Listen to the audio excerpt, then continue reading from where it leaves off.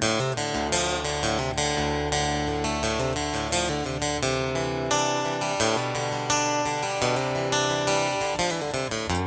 in the mid-90s, when I was in 7th Special Forces Group, we conducted a lot of missions in Central and South America.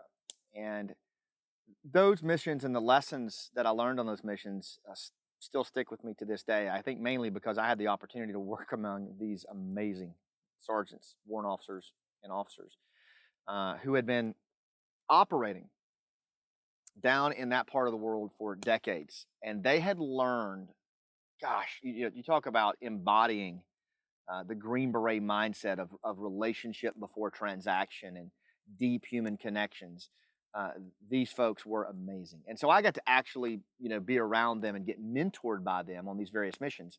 One particular mission we were conducting in Colombia, again, in the mid-90s, where the interagency conflicts were pretty high inside the embassy that we operated out of.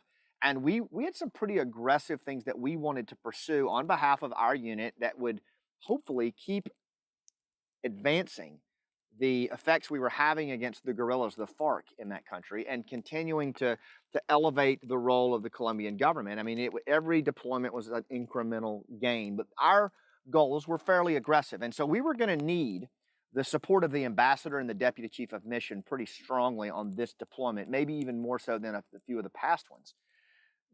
So one of my first office calls when I got in country as the detachment commander was not with the ambassador or the deputy chief of mission, but was actually with the regional security officer. And we sat down with him because this guy, he controls the movement of American citizens in and out of the embassy. He's responsible for their security, but more importantly, he had the ear of the ambassador and the deputy chief of mission in a very big way. They listened to him. They trusted him. He was a permanent party person. He was a former Marine. And so I had done my homework on him at the suggestion of my warrant officer and team sergeant, who always understood this. And I had looked at the human terrain, what we call the human terrain, the same way that you would look at a topographic map, where you would see hills and valleys and draws and better routes than others. In this sense, we looked at the human terrain of the embassy country team. We looked at the ambassador, who we needed to get to, the deputy chief of mission, who we needed to get to, and then we looked at other players who were relevant in the orbit of those champions, those decision makers. And the regional security officer, or the RSO, popped up immediately as a very, very relevant gatekeeper and person to have a human connection with. So we started looking even deeper. We found that this person was very connected to the Marine Guard post as a former Marine. This person was always trying to help the Marines get better training because they were fairly limited because it was such a high threat area in Bogota. It was hard for them to find the time to train. And so what we decided on was we could offer them some training right there on the compound that was fairly advanced that they would enjoy. We could do some flat range work with them. And so I went to the regional security officer and made those suggestions right out of the gate without asking for anything in return.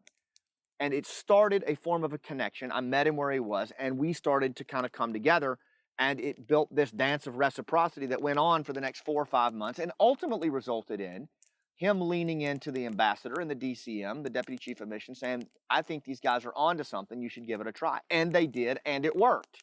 But it all, and Special Forces buddies are sitting here going, dude, that's nothing new. True.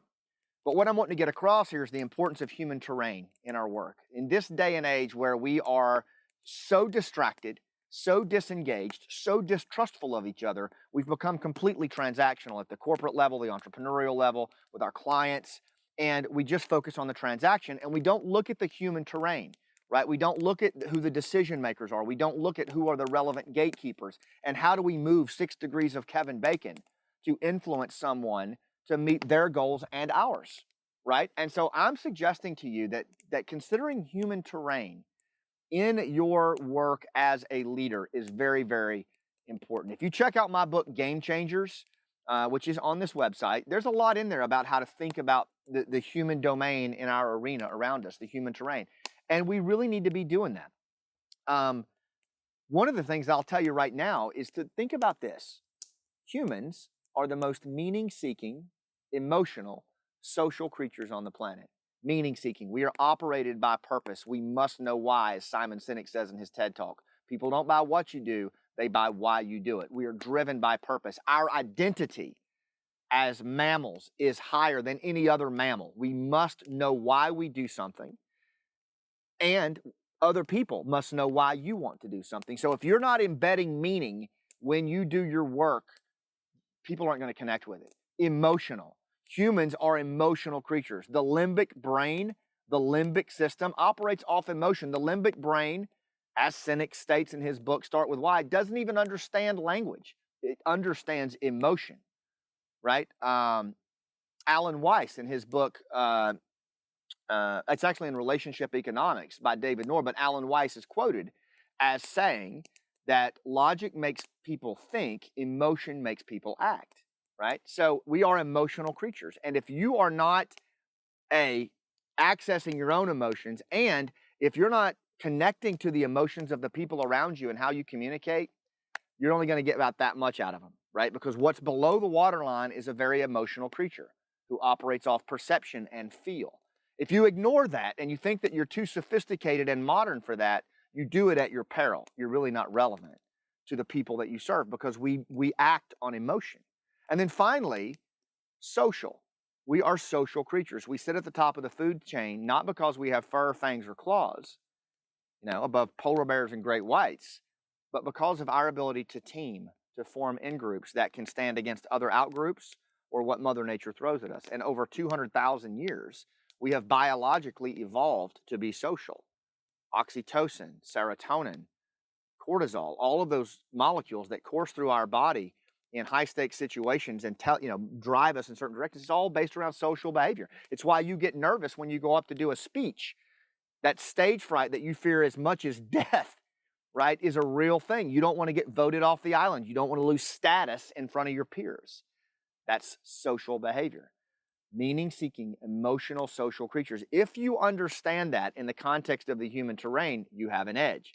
If you whiteboard the relevant players in your arena as the champions, the decision makers who can wield resources, authority, insights, access, and the gatekeepers, right, who orbit around them, or the catalysts who can connect people, just those three categories alone, right? And then draw relationship lines between them. Green if they're good, red if they're bad, dotted line if they're undeveloped. You'd be amazed how deliberate you can get in what you get done in this world. That shit was all free. Try it. It works. I'll see you on the rooftop.